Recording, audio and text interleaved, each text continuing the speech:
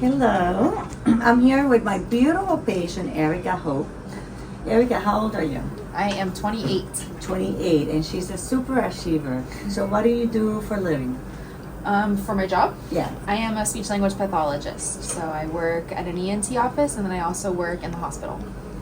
So you were telling me a little bit while ago about how you met a patient that had oral cancer, and then tell a little bit about what that looks like. So my patient had two types of cancers actually. She had a lymph node in her neck and then she had tonsillar cancer. And she had two types of radiation because they were separate cancer episodes, about like 8 years apart, I believe. And she ended up losing all of her teeth. And when you get radiation, your tissue changes. It becomes fibrotic, meaning like tighter. And now she's having a hard time swallowing and speaking. So as a speech pathologist, we typically get these patients many years after the damage has already been done. They don't have any more cancer, which is awesome, but they have the side effects, usually negative, of all the treatment that went into getting rid of that cancer. Imagine that. So, we see patients with oral cancer as well. We're into the prevention part of it. Yes. And then, recently we had a case that he's coming today, as a matter of fact, and he refused the typical traditional, cut the tongue, 40 lymph nodes, skin graft. He said no. The doctor said you have 6 months to live. Wow. So he researched, and he found us through one of the people that know us, and he drives all the way 4 hours from where he lives at to consult. And we remove all the root canals, Very important. all the mercury, Yes. the gum disease, and we did that one day. The next day, he had 10% less pain because he could not even swallow. We were in faith, right, believing that God sends him for a reason. He's not going to go through the torture of radiation, losing his teeth. He said no to that. And we're going to do a podcast with him because now on the second visit, he was able to swallow. The lymph node here was like a golf ball. It was like 90% gone. Wow. 50% of the lesion of the lung on the tongue was reduced. Wow. Now the third visit, which is three weeks after the treatment, he came. He's like 80% like no pain, and the lesion is 1/3, and the lymph nodes that were swollen here, they're normal. Wow.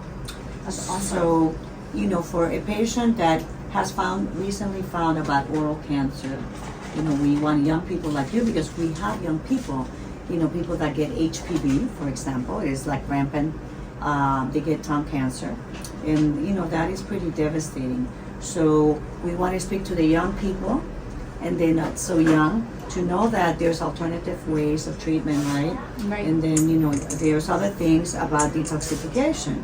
If you have mercury, aluminum, infection, bacteria in the mouth, is one of the first things that you want to address when you have cancer, because that might be the root cause of the problem. Yes. And if it's not, at least reducing the toxic load, right, Will help the body. will help the body get rid of, because we all have cancer, but at what level, right?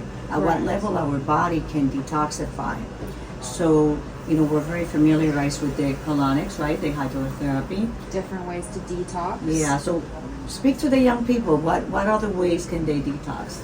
Well, I think what you're touching on is more of just the environment of the body. So I think modern medicine is really good at correcting a problem when it exists, but not necessarily maybe understanding why the problem manifested, which is what you're touching on with, HPV and toxic load in the body, understanding that the body exists as a whole.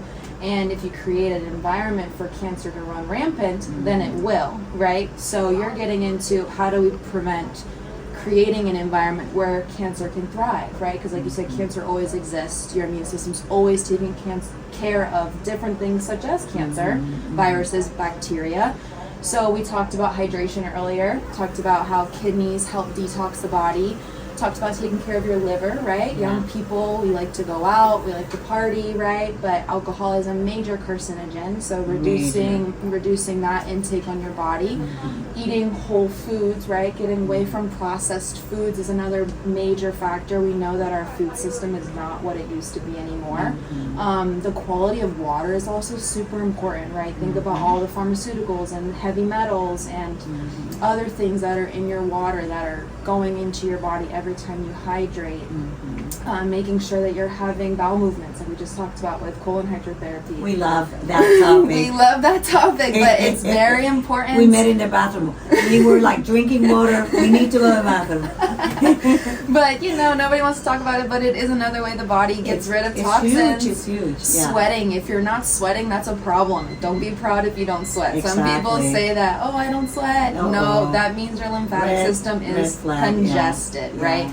So all of that goes into just your detox pathways, but making sure that you're not intaking an influx of toxins every day through your food and your air and your water, I think are the biggest things that young people can take care of. Get away from taking a million supplements and take control of what you're buying, what you're drinking, and what you're breathing. And that'll help you set you up for success, right? Everyone should have a water filter, everyone should have an air purifier, and everyone should be trying to eat as organic as possible. If all organic and all grass-fed's too expensive, go for only eating organic foods that are on the Dirty Dozen list. You can look that up, but it's like the top foods that are heavily pesticide. Right, like strawberries. Correct. So that's what I try to do at least. Over time I've learned more and more, but I started out with just air, water, food. Basics. And then she came to the dentist.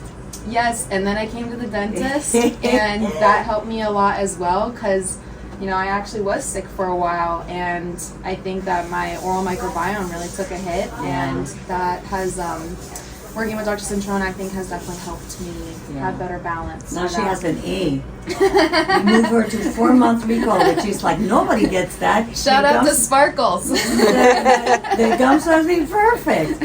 So no, she's very, as you can tell, she's very into fitness. She's a bodybuilder, right? Yes, weightlifter, yes. Yeah, and her husband as well. So she is into health and fitness, and she's 28 but going into 58. So she's very wise. I wish that the older people would know what she knows.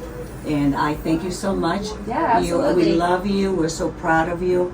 And I know that you're going to continue to help so much more people with all your goals. I know you're going to achieve all your goals. Now she wants to continue studying and adding more things. Healing modalities, that's what I like to say. More healing modalities. And why not, right? Our body is our responsibility. For sure. So, we cannot say the doctor, the this, the that. No, we own it.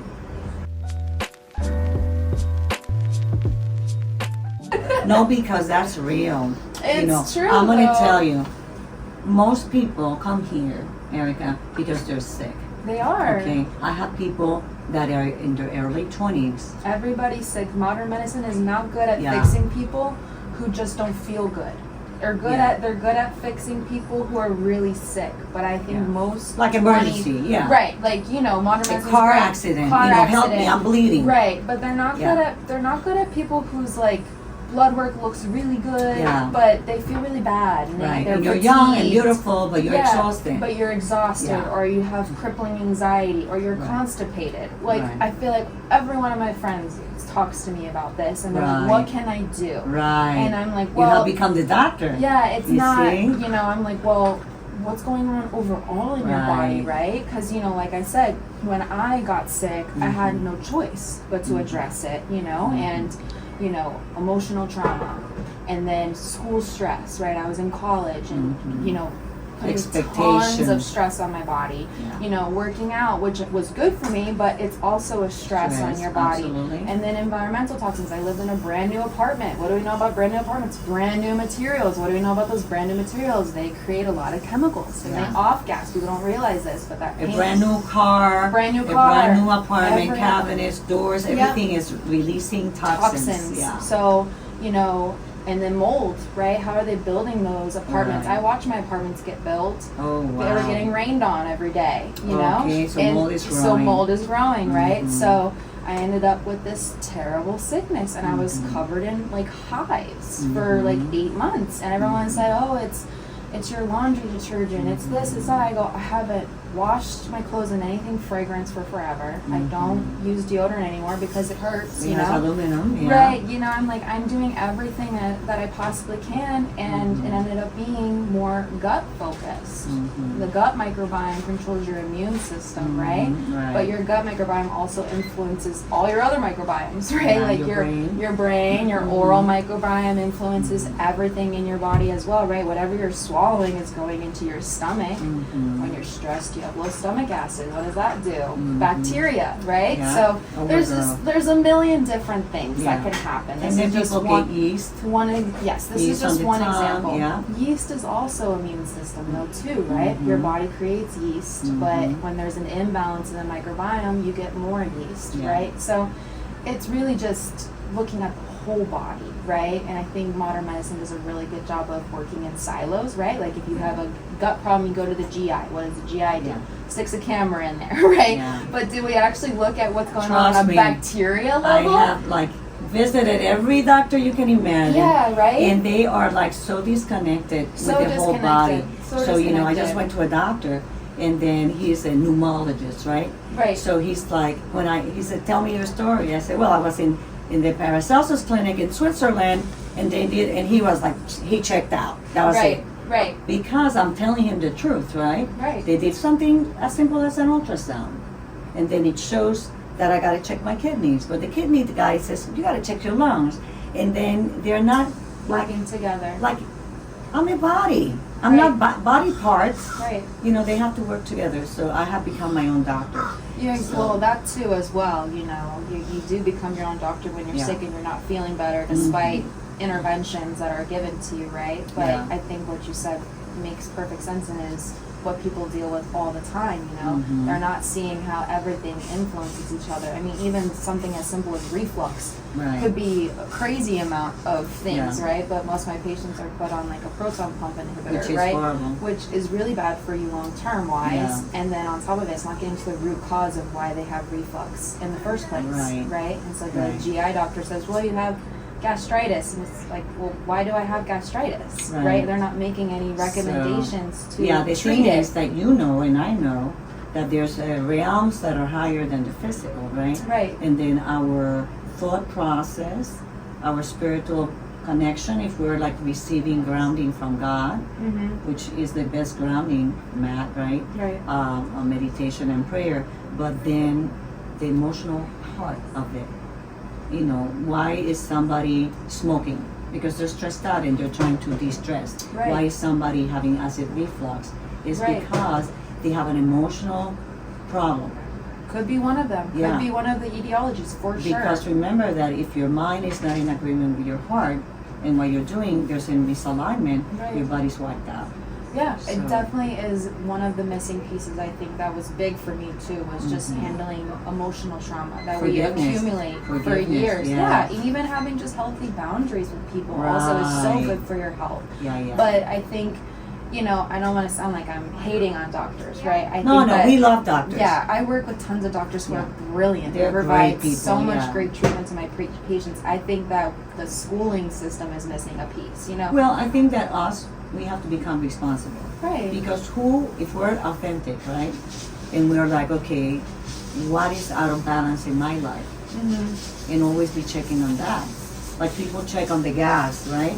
Do I have enough gas to get to work? Well, why don't you check how emotional, spiritually, in your relationships, and journaling.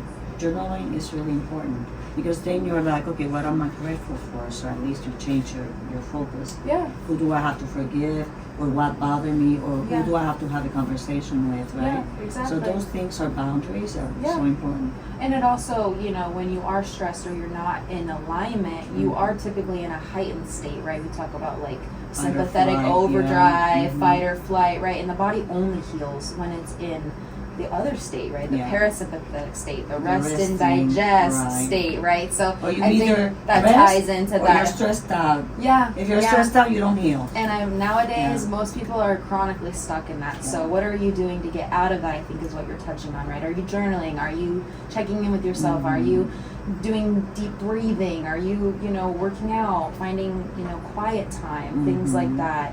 People I think struggle to do that. But when you are sick, you have no choice but to address it, right? Yeah. So, it's figuring out how to address it before you get sick. Yeah. That I think is if you what. do it before, it's prevention. Correct. You don't want to learn the hard way, right? Yeah. You don't want to learn when it's your only choice. Yeah. You wanna Well, try if to- you're producing adrenals, something is some people love to be an adrenal. They are kind of addicted to the adrenal rush, and they're getting their energy from like being stressed out. They're like, yeah, go, caffeinated. Well, and yeah, High. Yeah. It's like coffee. Right. What's the drink? The energy drinks with caffeine is like There's too 300 many to name. milligrams. Too many to name. I was like, oh my god! If I had 300 milligrams of caffeine, I would drive my employees crazy. Well, you're gonna get heart palpitations probably. Yeah, they go into AFib and they don't Yeah, know. right. Yeah. But there's so many different topics. I Yeah. would say don't be overwhelmed. Try to set one extra healthy habit a day. I always try to make the intention of doing one good thing for my body every day. What is that? Maybe it was I drank more water that day. Maybe it was I went outside and I stood outside and did some deep breathing that day. Maybe I went to the sauna that day. It doesn't have to be a huge time investment. Maybe it's 10 minutes, 15 minutes of just, can I do one more good thing for my body today? Whatever that is, emotional, physical, mental. So you're loving on yourself. Some way, right? We always say hashtag self-care, but what are we doing for self-care, right? Right. What are we actually doing for self-care? Take Yeah. initiative with your health and your body. Yeah, I try to do self-care at the beginning of the day before I come here.